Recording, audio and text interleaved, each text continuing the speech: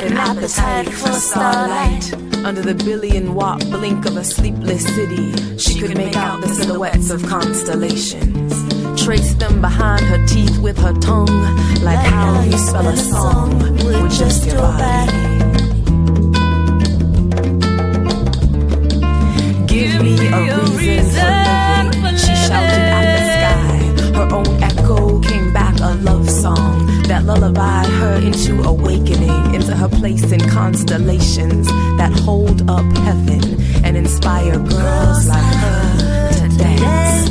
Despite and because of the lovelessness that built the buildings that try to scrape away at sunrise, she was alive. Like every river we dam, every tree we cut, like every land we mine, every buffalo we kill, like every fruit we poison, every forest we pave, like every mountain we carve, like every breath we take. She is alive, like the stars, and gathers them one by one, places them beneath her tongue, and spends her lifetime revolving around the sun, that she might understand the meaning of the light.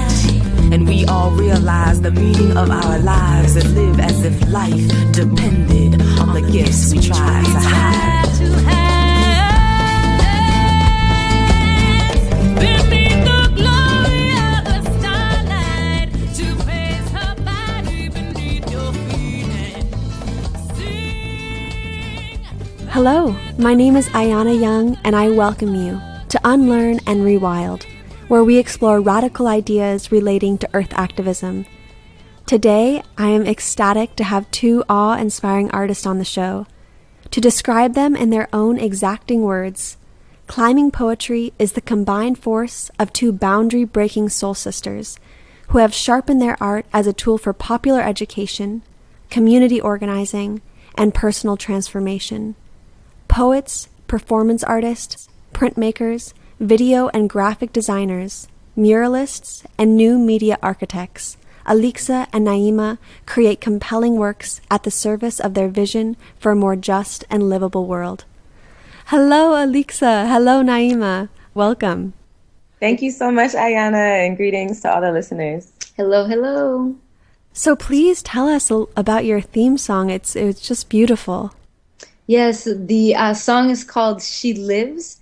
And it was co-created with Taina Asili y La Banda Rebelde. They're an incredible group from upstate New York that travel nationally and internationally and have been doing their thing for a long time. Well, wonderful. Thank you for letting us use that.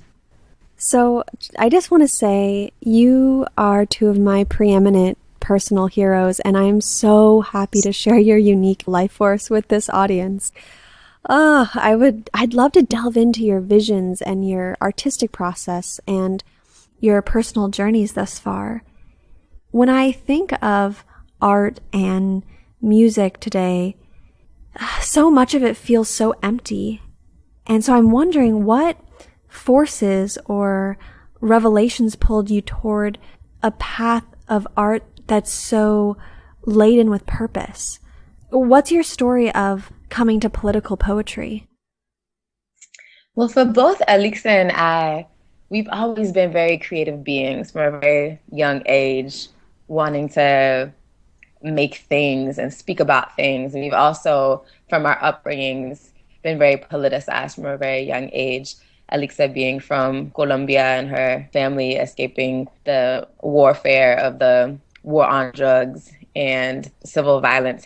She grew up in a very politicized context. And myself, as the daughter of longtime activists, both my parents were involved in the civil rights movement and anti-war movement. My mother was part of SNCC, and my godmother was part of the Black arts movement. And with those influences, we grew up with a very critical lens on the world, like a very deep awareness of the injustices and inequalities at play in the world.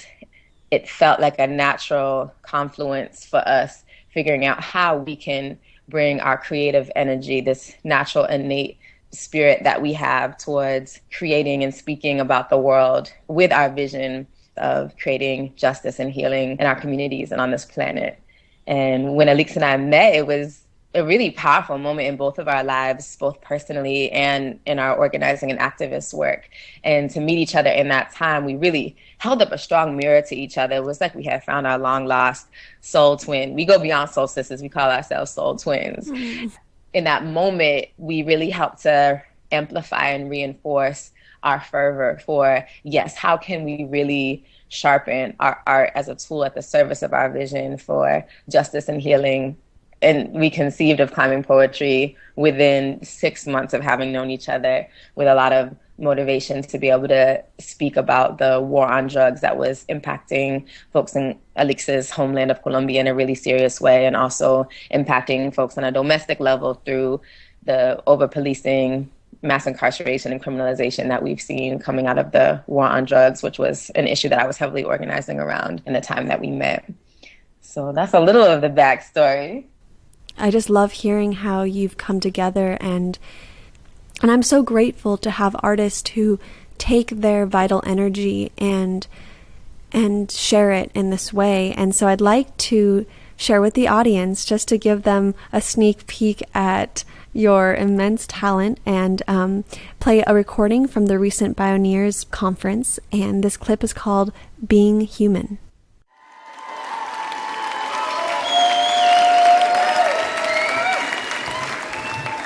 What's up, family? My name is Alixa. Peace, I'm Naima. The first poem we want to share with you has a very special dedication. We're sending it out to all the human beings in the house today.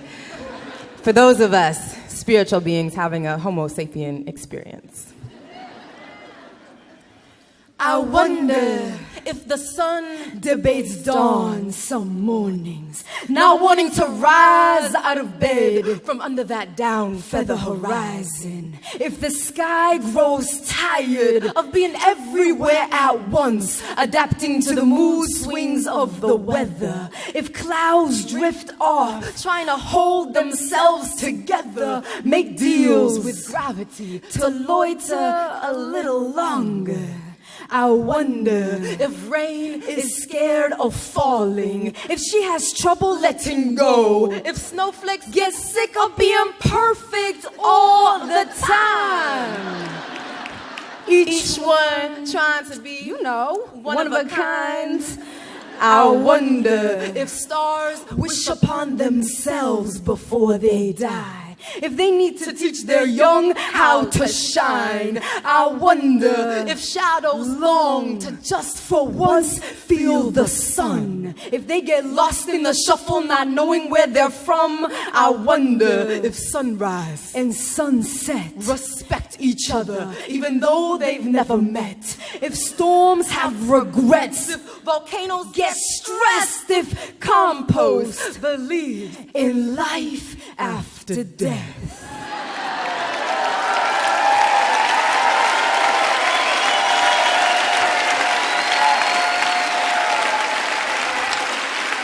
I wonder if breath ever thinks of suicide.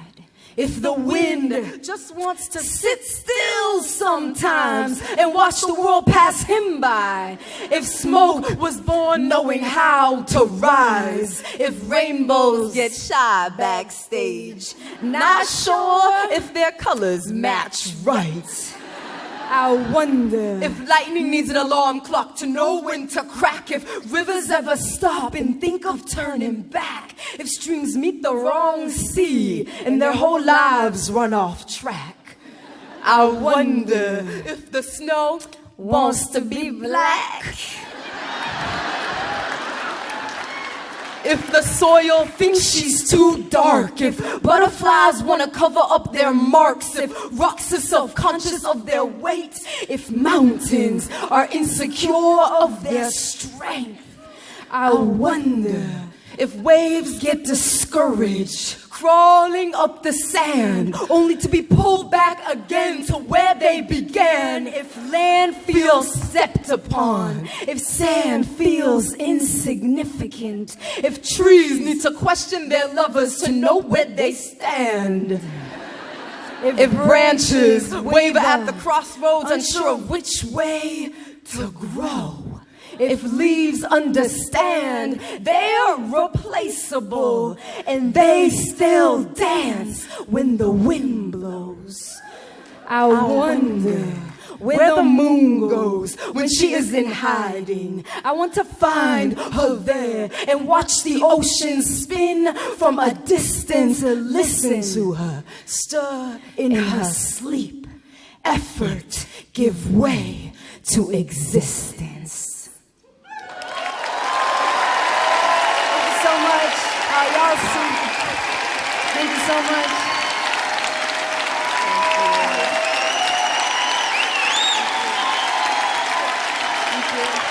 Thank you so much. All right, sit down. Your work is mesmerizing. Oh, I love it. Thank you. So I would love to catch a glimpse into any current or future projects you are working on. Yeah. Well, we've been working for the last 3.5 years, almost 4 years, on the hurricane season curriculum, which is inspired by the hurricane season show / tour. It was a 50-city tour, national organizing strategy that Naima and I coordinated across the United States. And we did 11,000 miles on a bus that we converted to run and recycle vegetable oil, and built a set made out of bamboo and sustainable materials, and had an all-woman crew. And it was everything from that production. It's an incredible example of how we really pushed ourselves to make everything that we did in line with everything that we said, and everything that we were speaking of. And as we were creating the production looks at what happened post-Katrina to examine unnatural disasters, focusing specifically on state violence, displacement, and environmental injustice. We realized that we were doing a lot of research, and after the performances, a lot of people came up to us and said, wow, I feel like I just read a volume. I feel like I just went through a college course. We really took it upon ourselves to interconnect the oppression. I think if we can see where the interconnectedness is, we can really see where our liberation lies. And that's the second half of hurricane season, is really looking at the solutions and interweaving solution work happening globally. And so the material and the multimedia and the research and the poetry of hurricane season has been, we've been working with a team of 4 or 5 educators for the last number of years to convert it into a curriculum that is multidimensional, that is using popular education model, that uses embodiment, research, media, hip hop, poetry, and get our young people to really start to understand the crisis that unfortunately they're inheriting, from water to the decline of natural resources to climate change, etc. And with climate change come all these other disasters like displacement and state violence. So it's been really exciting. We just did a 2-day think tank this past week where, we were at it 12 hours, 15 hours a day. Wow. We piloted the curriculum at Susquehanna University for the last 3 years, and at Global Citizenship Experience High School in Chicago, and here in New York through Flip the Table, which is an organization of environmental young leaders. And so after so much time and energy, we can see the end of the tunnel. We're like, oh gosh, there it is. But it's going to have an online portal, and it's youth focused. So 11th, 12th graders and up. So, yeah. Like we were speaking earlier before the interview, to figure out a way to break through and engage people in these topics in a new, exciting, artistic way that people feel invigorated about the injustices and do something about it is such a gift that you both share, especially for the young people. And so I'm wondering, how does the youth react to your message? And what are some of the barriers to reaching the youth as well? Great question. In this day and age where you're right, we have a bombardment of information, and a lot of it is designed to keep us complacent and feel like, we can buy away our problems through individual acts of conscious consumption, or kind of numbing us to what's around us because we receive so much we can become desensitized and then, violence and destruction are glorified so much in all the media that surrounds us that we can kind of just feel like that's life. So art does have this very critical role in reaching the heart and souls of us as human beings, to be able to really drop into what is below that, like this really innate compassion that we do have, and that we exist for each other as a human community and for this planet that we're walking through. And to get to that point, it's really about accessing our love. And I don't mean to sound cheesy with that, but we care about that which we love. And so when we grow up disconnected from the source of our life, from both the natural world or from nourishment in our communities, Alixa and I are really challenging ourselves to think of ways that while we bring light and awareness to some of these very dire issues of our time, that it's coming from a place of possibility and connection, so that we can think of what are these things that we truly care about, and how can our lives matter by really having an impact. And to help that process, it's so important. This is something we've learned through, 11 years of doing the art activist work, is that as much as we highlight the problems, it's so important that we shine light on the solutions, that we illuminate and celebrate the incredible grassroots mobilizations that are happening across our nation, across the world, that very rarely get play, So oftentimes when people get radicalized, we can talk about the problems all day and gripe about it, and figure out what we want to tear down. But if we're not also focusing on what we want to build and how we are creating this other world that is possible in our midst. And a really long way to answer your question about how the youth respond, I feel that folks sense that in us, both when we perform live and in the work that we do, is so much driven for Alixa and I by our love of our people and our love of this planet, that becomes an infectious energy that really does spark something like, wow, this feels different, and this is something that I can sign up for and get on board with, like this is something I want to be part of, as opposed to like, whoa, I don't know if I want to join those angry people over there, you know what I'm saying? Because we are really, truly motivated by our love. Well, I'm definitely one of those people that have felt the love while watching your videos, listening to your words. And I've also read that you've worked in prisons. How did you get involved in that, and how do the inmates respond to you and your message? Well, there's been a lot of different ways that we've been able to go into prisons or jails, juvenile detention centers. Naima and I were part of a group of folks called Blackout Arts Collective, and once a year we would do these tours called Lyrics on Lockdown, where chapters throughout the East Coast would organize locally with people that they knew on the inside, and would get the group inside jails and have these massive performances. And we've had some really incredible experiences there. Like there was this one time where we were performing, and it inspired the audience so much so that this one brother came down and he just started singing. He said, I haven't sang since I walked into these walls, and I'm gonna sing. And he just blew those walls apart, and everybody freaked out. It was incredible. Or there was this other time that is, for me, I think one of my highlights of doing this work. We were in a juvenile detention center in the middle of the country, and Naima and I were invited to do a 2-day residency with the women who were incarcerated. And we brought Stitched, which is this massive project of stories that we've been collecting on square pieces of cloth and sewing them together. And, it's like 8 feet tall and can wrap a room around, and a lot of color and a lot of languages and a lot of handwritings. And when the young women walked in and they saw all that color, immediately something was different, and they felt something was different. And for the next 2 days, we proceeded to go really deep through poetry, through song, through the power of storytelling and the power of witnessing stories, because we had this project in which thousands of people have their truths written on square pieces of cloth, and these young women could be met with this incredible truth, and not have to deal with the biases or the judgments that would go in both directions. And by the end of it, this young woman, I guess everybody's inspired to sing, this young woman we were doing this multi-sensory exercise, and we blindfold all our participants, and it's really about looking at how do we create different types of imagery, right? Because usually as poets or as writers, when tapping into imagery, we're using vision. But we have all these other senses where imagery can be pulled from or created from. And so we were doing the exercise, and this young woman is just crying. And by the end of the workshop, it's a silent meditation, and take the blindfolds off, and they go right into writing. And after the writing, we asked them, how was that experience?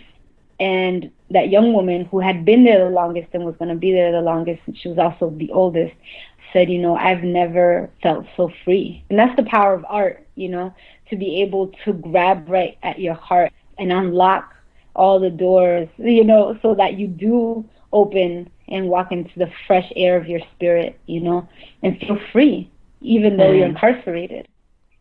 What an experience to be a part of and help facilitate these young women, or, all the people that you've been able to touch and help grow using all these different art forms.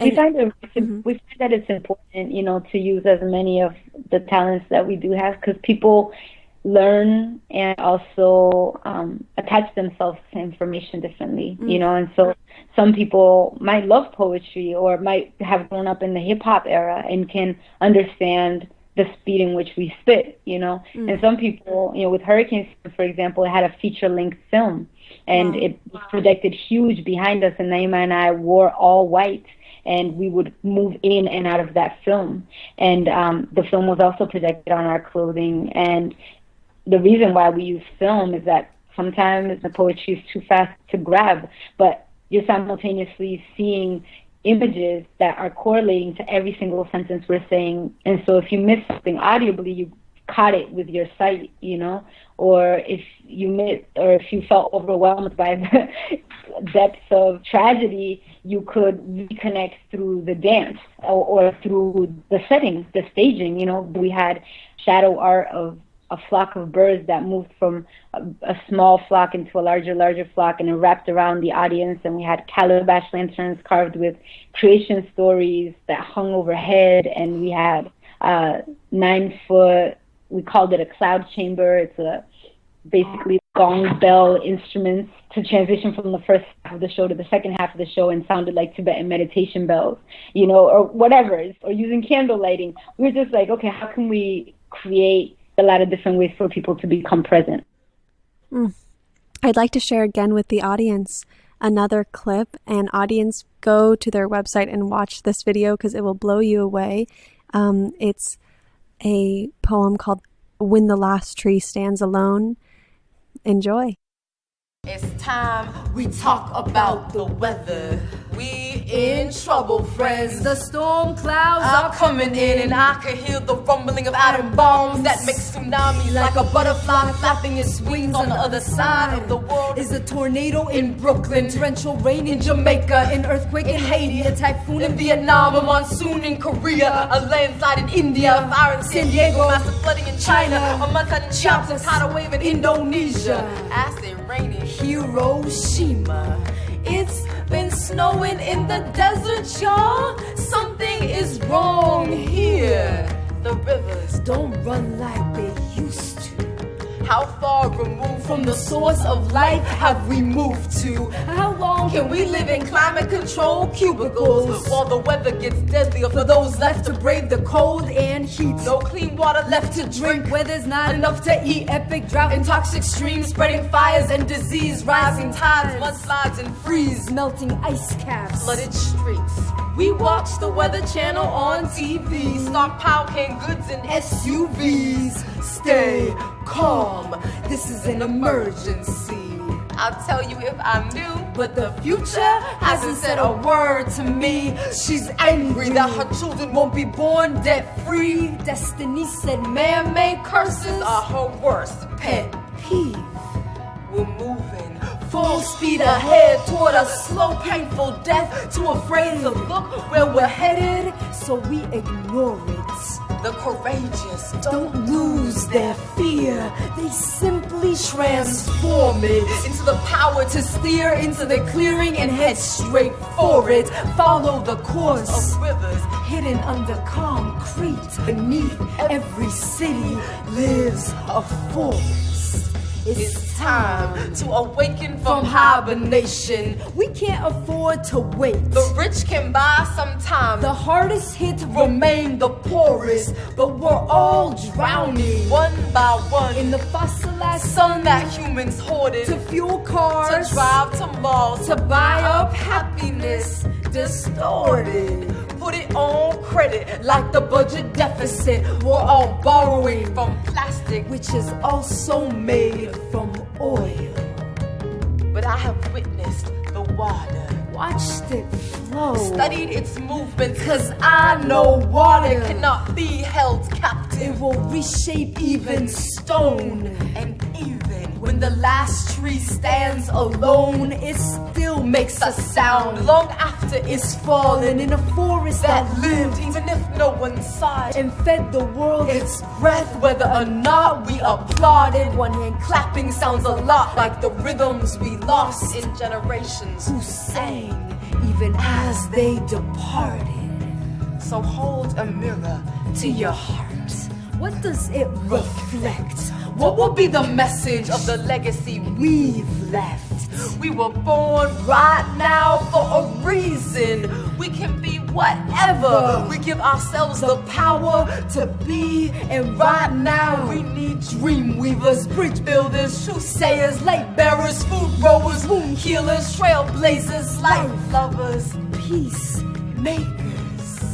Give what you most deeply desire to give. Every moment you are choosing to live, or you are waiting.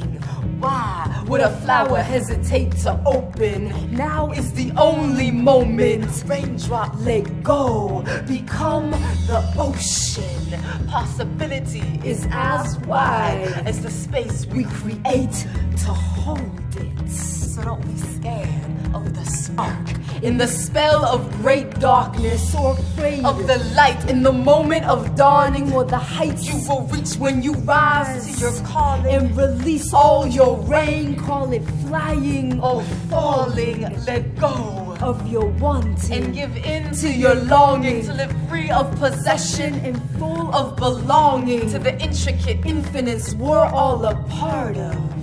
Cause we now stand at the doorway.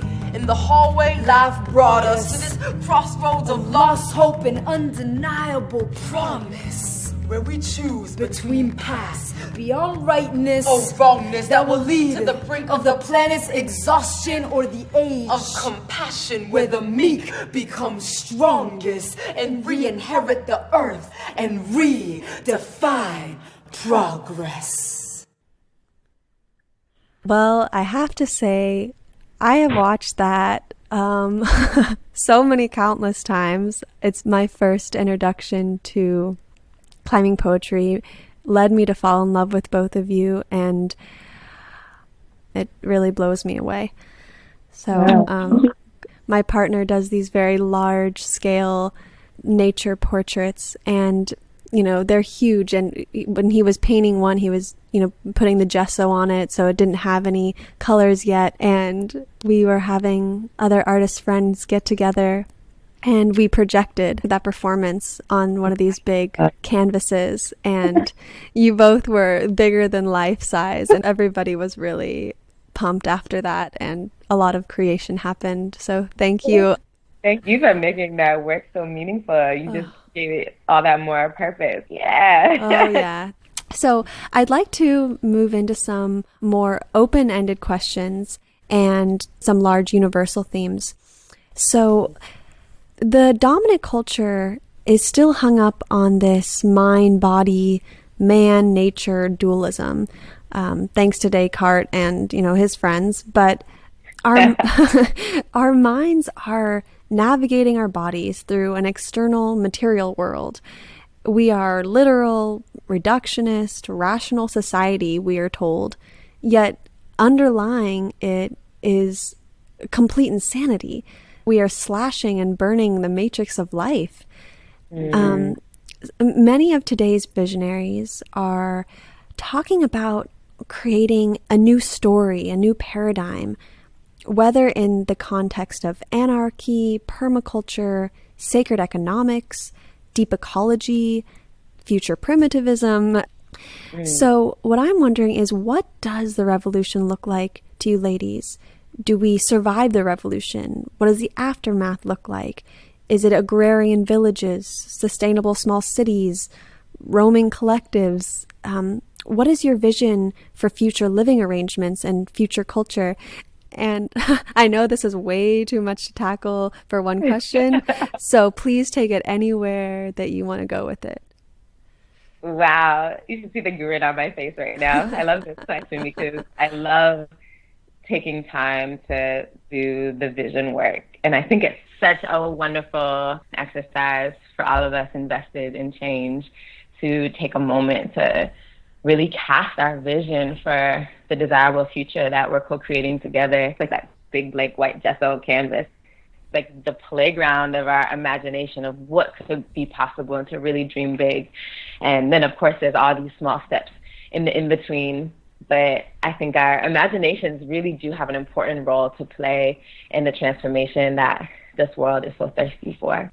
When I think about the change that I want to be part of, is really about this reunification of the parts of ourselves that have become separated, which includes the mind and body, as you mentioned, reunifying our relationship with nature, and then also for all of the other divisions that we have created between ourselves as communities and culture, whether it's through gender, race, geography, class, ability, in terms of how we coexist and how we live and organize our communities.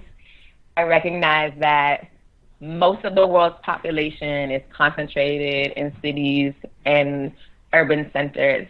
And so while I have visions of returning to village style, I also recognize that our transition out of this mess needs to be focused on how we're going to reinvent these concentrations of our populations. Yeah, I think, though, the city model is extremely important, considering that more than half the people in the entire world live in a city now, and the number is climbing. Only a few countries are becoming more rural, Iraq being one of them. And could you speak a little bit about how urban dwellers can not lose their connection with nature as the forests deplete? How do we connect back to the earth when we're living in cities? Can I say something very quick? I personally don't believe in revolutions. Revolutions to me revolve, and oftentimes those that fight end up becoming the oppressors in the new current system. And I think what I'm striving for, and I feel like Naima as well, is moving towards a space or a solutionary time, a time of solutions, and a time of real critical thinking, and of really unifying the brain and the heart space. And in my most ideal of worlds, we would not take up arms and we would not just walk away, you know, but we would completely engage through absolute creativity and reinvent the game, just reinvent it, you know. So, yeah, I just wanted to say that because when I look at it through a historical lens, revolutions get us up to a certain point. Right. And when I think of revolutions, inherently comes violence. And once you employ violence to turn something around, you leave a lot of hurt people. And hurt people then hurt people, you know? And if you look at Israel and Palestine now, for example, and I think about all those Jewish folks who survived Germany and then are now doing so much of what was done to them, to the Palestinian people. And it only comes from deep trauma that has yet to be resolved. And so I don't personally promote a revolution that will only create more hurt people, because they'll only get us so far. And I'm not interested in only going so far. I want us to start thinking creatively, man. We're smart, and I think it's time for us to stop being so lazy and really just start using our nuggets to figure out how to get out of this, you know? Definitely. Revolution is a very loaded word. Yeah. The Europeans coming over to what is now the United States, bringing this pain from Europe and oppressing and abusing the indigenous Americans and the land, raping the land the same way their land was raped. So it definitely is this pain cycle that we continue in if we don't heal those deeper wounds that a lot of times just get swept under the rug. And I think that's a really wonderful point that you brought up. I love that you said that. I love the word solutionary. Solutionary time. Yes. Yeah, I feel like we need to stop being so expectant of commodity and get our hands dirty, you know, and be willing to grow our food, even if it's minimal, out of our windowsills, or to, if there's somebody that has just a little patch of green grass outside, rip that grass out and grow food. There's been really amazing work happening, for example, in Hawaii, where people who have grown across the street from Monsanto owns huge tracts of land throughout Hawaii because the weather is so ideal, and local indigenous communities are faced with the effects of growing next to large industrial size agricultural systems. The cancer rates are very high, and so is the asthma and a lot of the sicknesses, you know, diabetes, because then inherently there's not enough fresh food, and so people are left to eat from these food deserts and left to eat a lot of packaged foods. And so there's this incredible movement of people who get together. Our dear friend, Brenna, is in the heart of a lot of that work. And her organization goes out and finds a family that is interested in starting to grow their own food. And everybody pulls out the old dirt, makes sure that they put in good dirt in raised beds if that's necessary, and plant new organic food. If they need to create a greenhouse to keep out the GMOs, they do that. And even though it's just one house and one family at a time, at the same time, they're inviting their community to help out, which means that the extended community leaves with skills to implement those things on their own. And it's really working. It's beautiful. And they're doing it in the face of sickness. And in cities, I feel like even though we're there's a lot of cancer rates, there's a lot of asthma, it's not considered a crisis yet. But I think it will become more and more a crisis that we see that's in our face.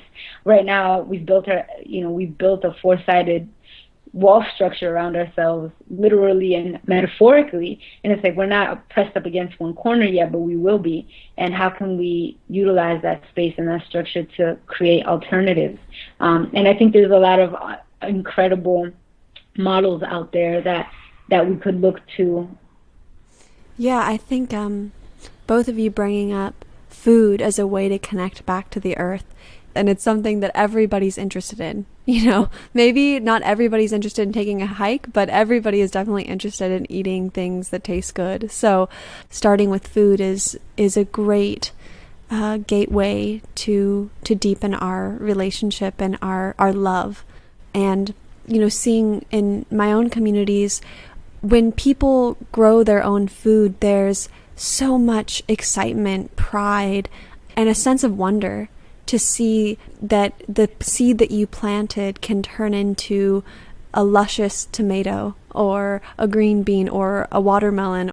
And you can learn so much watching a plant grow and fruit and flower and create more seeds, and it allows you to get more into the cycle for the earth.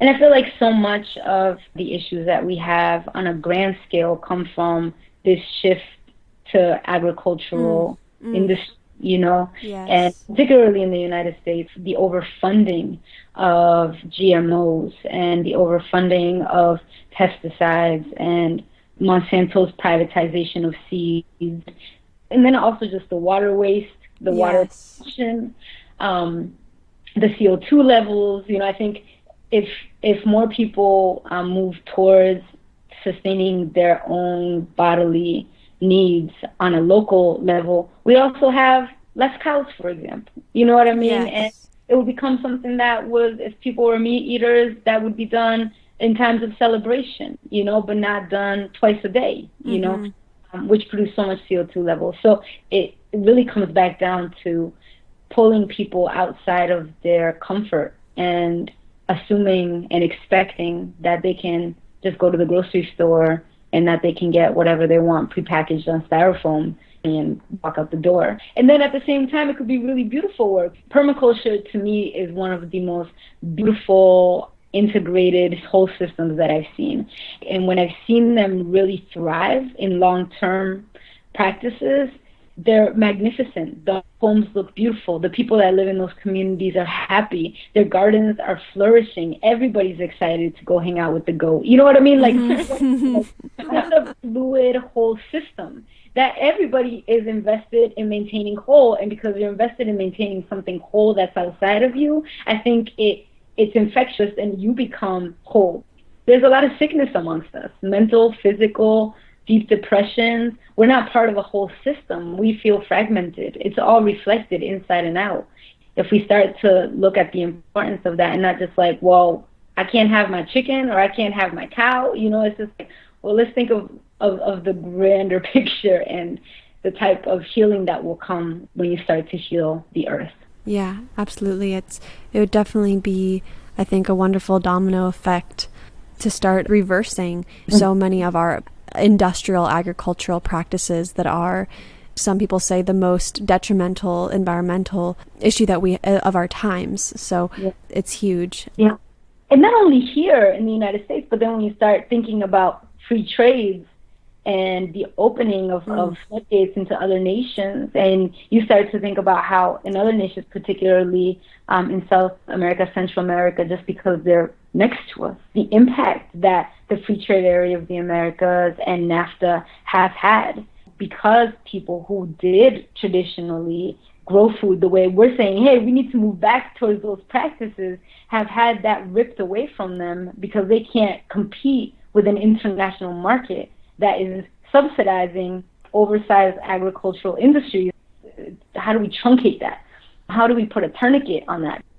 To me, I see the earth as, if I was going to put an image, I'd be like, wow, it's kind of bleeding out right now. Yeah, I mean, when you were speaking, I was thinking about the Amazon and Sumatra in Indonesia, how we continue to burn these rainforests that are so important for our planet's health, and we burn them to grow palm oil or soybeans or corn, and we're taking away their lifestyle, we're taking away their self-sufficiency so that they can grow commodity crops while destroying their environment. It's insanity. So I know there are a lot of creatively driven people out there who are tormented by their awareness of injustice and ecological collapse like we've been talking about. They see this brick wall we're speeding towards. So what are the challenges to becoming an art activist in a world geared towards business under a government structure that rewards compliance, criminalizes defiance? Well, I think that we have a few things on our side when we think about particularly the role of art and culture in helping to energize us towards positive transformation, towards revolution, towards reclaiming justice. And one, I think we're lucky that truth speaks louder than deception. So even if you have multi-billion-dollar media conglomerations pumping out like a huge amount of garbage, we don't need as much really powerful grassroots illuminating cultural work. We don't need the same quantity to be able to have the same impact. And not to be like all black and white, but I'm just trying to get at like those messages that are really promoting our well-being as humans and our relationships with each other and with this planet, that messages that resonate with that, I feel like resonate with us in a way that multi-million-dollar backed media can't quite get at. Also, we live in a time where communication and media creation has become much more popularized through the World Wide Web, so that we're no longer reliant on the newspaper and the publishing companies and the radio broadcast channels and the televisions and Hollywood And that gives us a lot more, opportunity just to speak to each other on this grassroots level. And so being able to share that with each other on a global spectrum to also globalize resistance to capital, patriarchal, racist, white supremacist models, we can really start cross-pollinating the solutions that are helping us to untangle the mess. You know how people say love is the answer. Well, what the is the question? Let me know. Check. 1, 2. Let's go. L-O-V-E. Hell no, it isn't easy. Temp rising, breathing faster. I can't get no easy answers. Study up and read the chapters. I can't get no easy answers. Ain't the answer set a form of loving through the issues. But was it real or was it superficial? If it's really whether emotional abuse or if they bruise and hit you, would you be confused or choose a looser chip tooth? Why is it needs a ring in city hall papers to prove official? Is it something you fall in or a thing that Susan lifts you? Define gravity, but rather than the ladder, we get Pat Benatar's battlefield. Where's the seminar to help a heart that shattered heal? Why rally up and chant for nation states to hate to reconciliate when two people who each other can't? Is it chemistry? Cause if the recipe is off, or did you saltier than MSG? We got sparks like a finger in the socket by mistake. Is it the opposite of fear or opposite of hate? Is it guarded with your life and locked up in a safe? If it's free, why you feeling trapped and plotting your escape? Searching for greener pastures. I can't get no easy answers. Caught up in the heat of passion. You can't get no easy answers. Turn into complete disaster. I can't get no easy answers. Somebody to see the masses, cause there ain't no easy answers. Supreme like Coltrane, a no-brainer. Do you try to own it or keep it open with no hang-ups? Is it a baby in the mother's arms? Or maybe it's the way you got me open with your southern charm. Ordinary. Another song by Sade, sweet as agave. This romance is slow dance, but what about agape? Is it a verb or a noun? While some disturbed, I prefer her and wish that we were burned to the ground. Is it only in between the sheets? To me it's only true if I'm told when I got food between my teeth, that's real. Do you believe in soulmates and mating souls? Why so many relationships just fill a gaping hole instead of reflect, elevate, and grow? Can you truly love another if you relegate your goals? I heard it's breaking all the chains, take away the pain, live it flying higher than 1,000 paper cranes. Temp rising, breathing faster. You can't get no easy answers. Study up and read the chapters. I can't get no easy answers. Somebody to see the masses, cause there ain't no easy answers. Yup, we're both freeze and captures. I can't get no easy answers.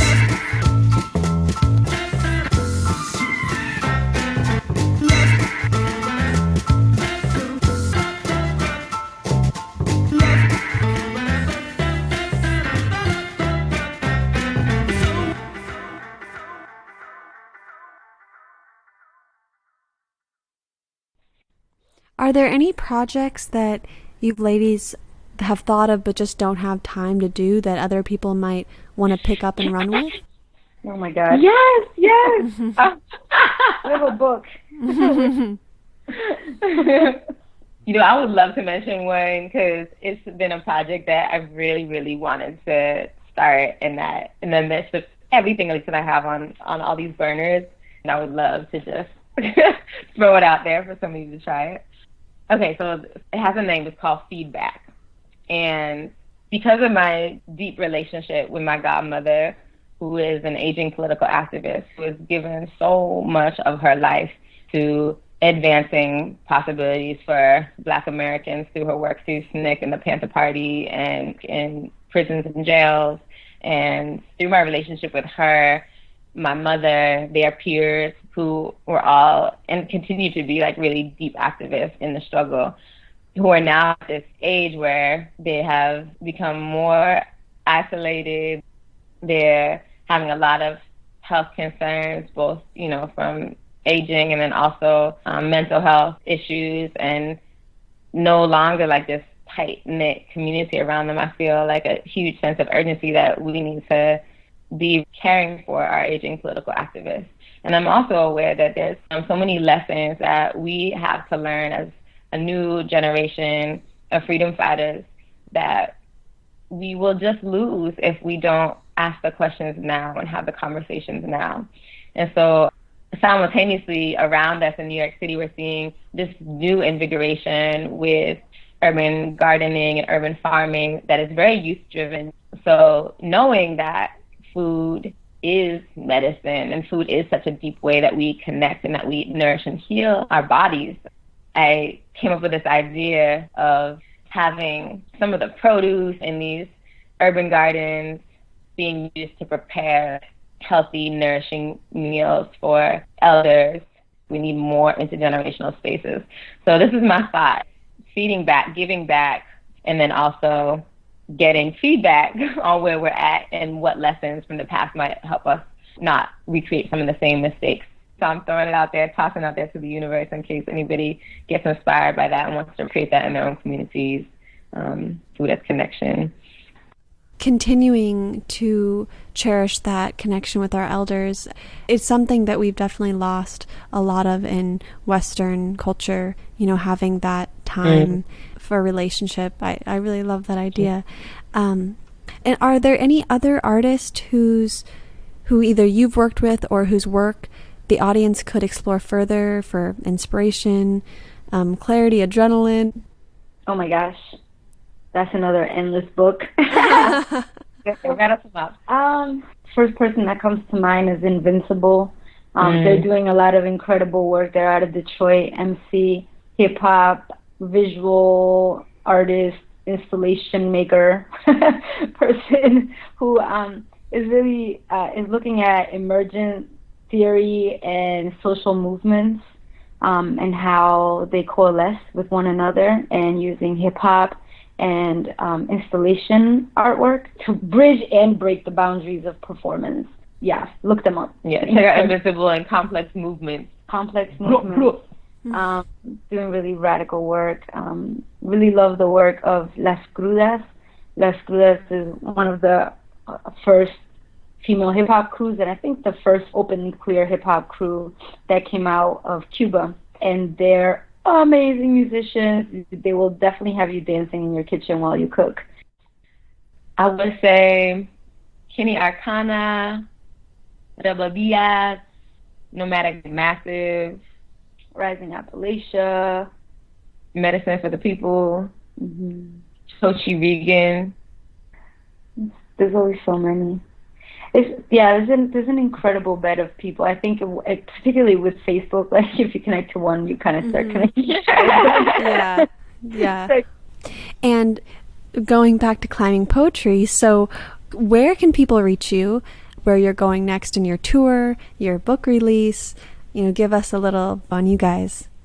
Yeah, you could totally find us at climbingpoetree.com, and if you spell our name correctly, which is PoeTree, tree, climbing PoeTree, you will find us on the World Wide Web. You'll find YouTube, you'll find videos.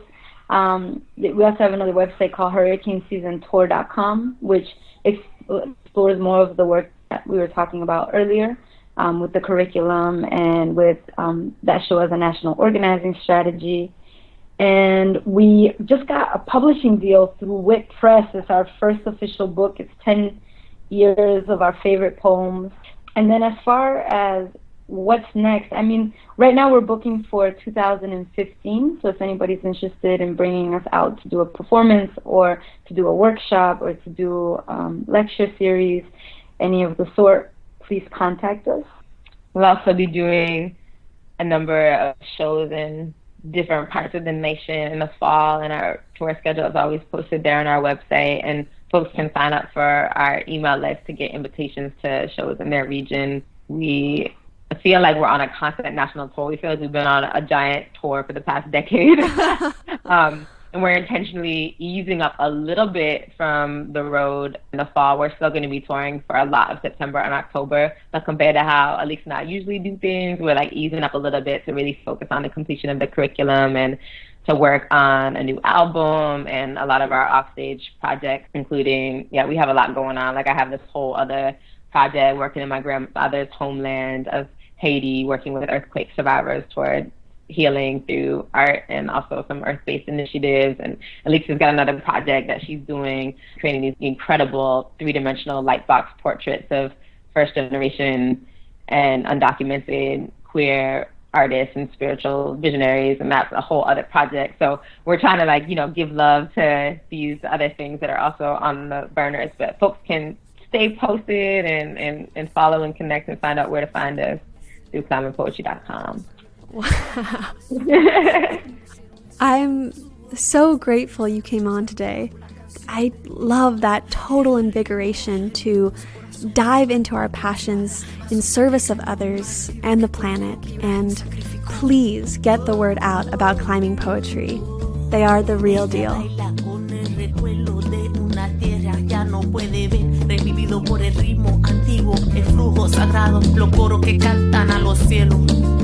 She twirls the sea around her body, catches wind in crescent waves of her skirt, commanding attention of Earth's heart drum, calling to all those in the distance.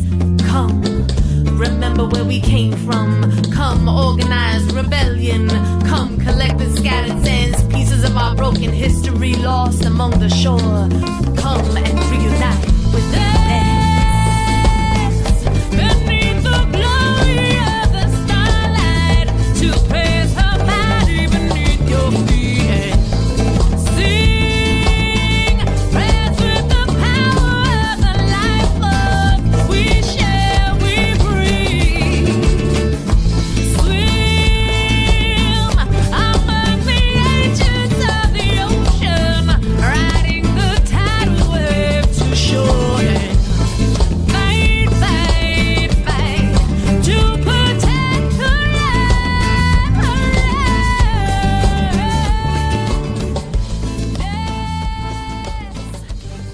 Thank you for joining us on Unlearn and Rewild. Today we heard the spoken word of Alixa and Naima, who are climbing poetry. And our intro and outro was She Lives, their collaboration with Taina Asili y La Banda Rebelde. The interlude was No Easy Answers by Invincible. The show is produced by March Young.